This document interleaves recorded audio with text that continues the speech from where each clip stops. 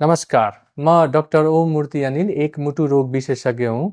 AC exam दिएका सम्पूर्ण विद्यार्थीहरूलाई म एउटा अनुरोध गर्न चाहन्छु कि तपाईँको यदि परिणाम सोचे जस्तो आएको छैन भने तपाईँ हरेस नखानुहोस्, किनभने यसले लाइफमा तपाईँले पाउने कुरालाई निर्धारण गर्दैन।